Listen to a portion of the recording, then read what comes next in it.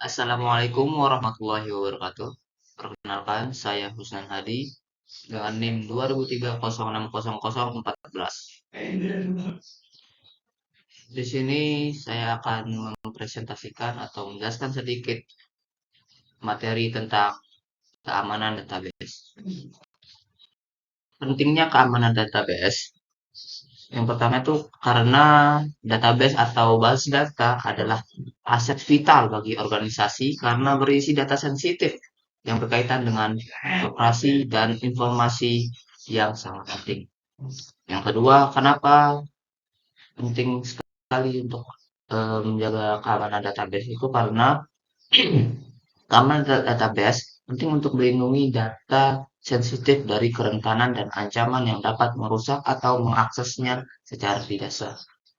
Lalu berikutnya, seluruh tim dan perangkat dalam organisasi harus berkomitmen untuk menjaga keamanan database dengan cara mengidentifikasi potensi kerentanan dan meresponnya dengan berbagai alat dan teknik. Arti dari keamanan database.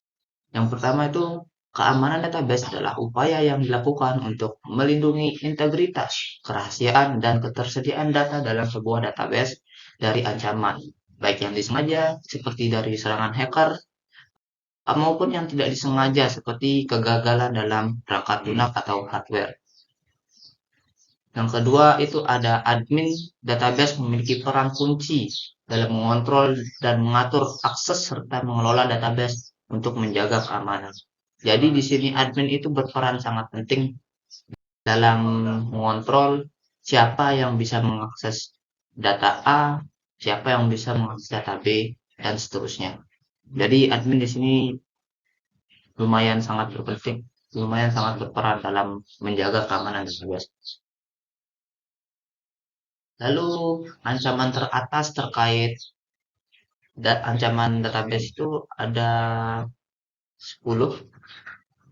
Yang pertama password yang lemah, yang kedua SQL injection, yang ketiga hak akses dari user yang berlebihan, yang keempat ada fitur-fitur DBMS yang sebenarnya tidak perlu diaktifkan, yang kelima ada manajemen konfigurasi yang rusak. Ini untuk password yang lemah, penggunaan kata sandi yang sangat mudah ditebak. Biasanya sandi-sandi yang lemah itu seperti menggunakan tanggal lahir, perpaduan antara tanggal dan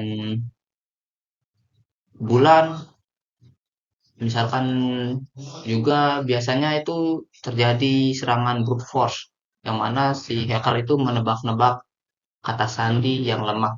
Karena biasanya orang menggunakan kata sandi itu perpaduan antara kata dan angka. Lalu SQL injection itu serangan yang memanfaatkan celah dalam kode SQL untuk mengakses atau mengubah data. Jadi si penyerang itu melihat ada sebuah celah dalam kode SQL yang ada pada database, lalu mereka mengubah kode tersebut agar bisa mengakses data-data yang kita punya. Hak user dan grup yang berlebihan. Pemberian hak akses yang tidak perlu kepada pengguna grup, pengguna ataupun grup. Jadi di sini biasanya eh, admin itu memberikan hak akses ke beberapa user. Kadang ada yang memberikan secara berlebihan untuk mengakses beberapa data dan ada yang tidak.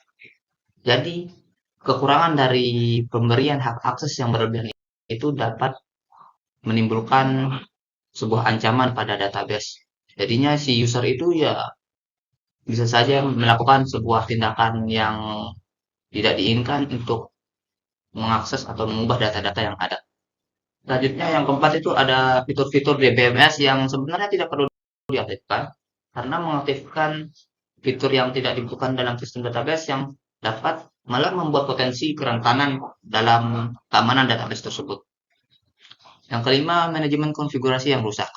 Kesalahan dalam konfigurasi kesalahan dalam konfigurasi yang dapat dieksploitasi oleh penyerang. Ketika kita mau mengkonfigurasi sebuah database, terkadang uh, kesalahan itu bisa saja terjadi.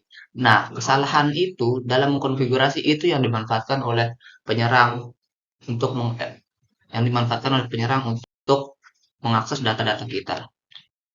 Lalu yang keenam ada buffer overload, berikutnya ada hak istimewa untuk beberapa user, lalu ada kegagalan layanan pada server, terus ada unpackaged RDBMS, dan yang terakhir ada data yang tidak terenkripsi.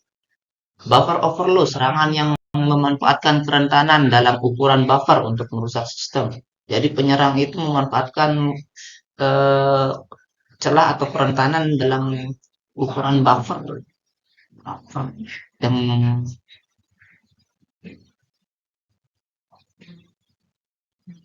ukuran buffer untuk merusak sistem tersebut. Lalu ada hak istimewa untuk beberapa user. Seperti pada penjelasan tadi, pada pemberian berlebihan akses kepada beberapa user, efeknya sama ketika memberikan hak akses yang berlebihan kepada user itu akan bisa menimbulkan ancaman pada database kita karena mereka juga bisa mengubah data-data kita, mengeksploitasi data-data yang kita miliki karena mereka memiliki hak akses tersebut. Lalu ada kegagalan layanan pada server yang menyebabkan kerentanan. Ini bisa dibilang ke kegagalan dalam layanan ini disebabkan oleh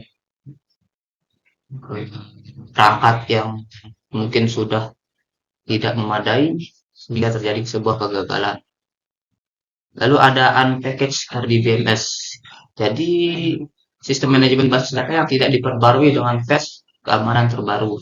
Jadi setiap ada patch terbaru, keamanan terbaru, sebaiknya kita itu selalu memperbarui package yang tersedia guna mendapatkan sistem keamanan database terbaru. Lalu yang terakhir ada data yang tidak terenkripsi. Data yang disimpan tanpa enkripsi membuatnya rentan terhadap akses yang tidak sah. Jadi sebaiknya ketika kita memiliki data-data yang penting, sebaiknya dienkripsi agar penyerang itu tidak mudah mengakses data-data yang kita miliki. Kategori keamanan database. Terdapat 4 kategori utama dalam keamanan database. Pertama ada keamanan server, yang kedua ada trusted IP access, yang ketiga ada database protection, yang keempat ada tabel access control. Untuk keamanan server melibatkan langkah-langkah untuk membatasi hak akses langsung ke server database, termasuk perencanaan yang tepat dan konfigurasi yang tepat. Jadi eh, langkah-langkah untuk membatasi hak akses itu bisa dilakukan oleh admin, seperti pada penjelasan sebelumnya. Yang kedua ada trusted IP access, mengkonfigurasi alamat IP yang diizinkan untuk mengakses server, sehingga hanya alamat yang dikenali yang dapat mengakses database. Jadi, kategori keamanan database trusted IP ini mengkonfigurasi alamat IP atau difilter mana IP yang boleh mengakses dan mana yang tidak. Itu dikenali melalui IP-nya. Lalu yang ketiga ada database connection, mencakup validasi masukan, menghilangkan kode SQL berbahaya, dan menjaga koneksi yang unik untuk mengurangi resiko serangan. Dan yang terakhir ada database, ada tabel access control. Kontrol akses ke tabel dalam database memastikan pengguna hanya memiliki akses yang sesuai dan diperlukan untuk tugas mereka. Jadi di tabel akses kontrol ini pengguna atau user hanya bisa mengakses tabel database sesuai dengan hak akses yang diberikan oleh admin kepada mereka. Yang berikutnya ada 5 tahap keamanan database. Yang pertama, pisahkan database sensitif. Identifikasi dan isolasi data sensitif, mana data yang sensitif dan mana yang tidak, untuk menjaga integritas dan kerahasiaannya. Dan yang kedua ada eliminasi kerentanan. Identifikasi dan perbaiki kerentanan yang dapat dieksploitasi oleh penyerang, termasuk masalah seperti password yang lemah dan konfigurasi yang buruk. Yang ketiga ada enforce least privilege. Terapkan prinsip hak akses terendah kepada pengguna untuk membatasi hak akses mereka dalam mengakses data-data pada database. Yang keempat ada pantau penyimpangan atau anomali. Terapkan kebijakan dan pantau aktivitas yang melanggar kebijakan keamanan atau mengindikasikan kerentanan yang tidak dapat diperbaiki. Yang kelima, tanggapi perilaku yang mencurigakan. Waspadai dan tanggapi perilaku abnormal dan atau mencurigakan secara real time untuk mengurangi resiko serangan yang mungkin terjadi. Jadi ketika ada hal-hal mencurigakan pada database kita, pada data yang kita punya, segera lakukan tindakan atau jangan didiamkan guna untuk menjaga data kita tetap aman. Best practice dalam keamanan database. Yang pertama ada pengembangan rencana keamanan database yang mencakup penggunaan standar keamanan dan kebijakan keamanan yang harus dipatuhi oleh organisasi. Yang kedua ada inventarisasi semua database dalam lingkungan jaringan organisasi dan identifikasi data yang sensitif. Yang ketiga, gunakan teknologi manajemen kerentanan untuk mengidentifikasi kerentanan dan masalah konfigurasi. Yang keempat, implementasikan database activity monitoring atau DAM untuk mendapatkan visibilitas real-time terhadap aktivitas database. Berikutnya, pastikan penggunaan kata sandi yang kuat dan enkripsi data agar data yang kita punya tidak dapat atau tidak mudah dirusak oleh penyerang. Lalu yang terakhir, lakukan pelatihan dan kesadaran kepada karyawan tentang kebijakan keamanan dan praktik terbaik yang harus diikuti oleh organisasi. Kesimpulan, keamanan database adalah hal penting dalam konteks bisnis dan organisasi karena database berisi data yang sensitif yang harus dilindungi dari ancaman dan kerentanan. Ancaman tersebut termasuk password yang lemah, SQL injection, hak akses yang berlebihan, konfigurasi yang buruk, dan lain-lain. Terdapat 4 kategori utama dalam keamanan database termasuk perlindungan server, akses IP yang terpercaya, pengendalian koneksi, dan pengaturan akses ke tabel.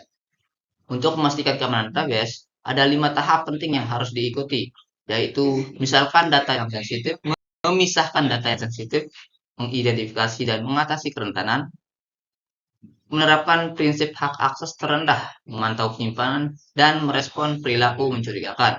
Selain itu, praktik terbaik termasuk pengembangan rencana keamanan database, inventarisasi database, penggunaan teknologi manajemen kerentanan, implementasi database activity monitoring atau DAM, penggunaan kata sandi yang kuat, dan pelatihan kesadaran karyawan. Kurang lebih itu materi yang bisa dapat saya sampaikan. Kurang lebihnya mohon maaf. Wabillahi taufiq wal hidayah. Wassalamualaikum warahmatullahi wabarakatuh.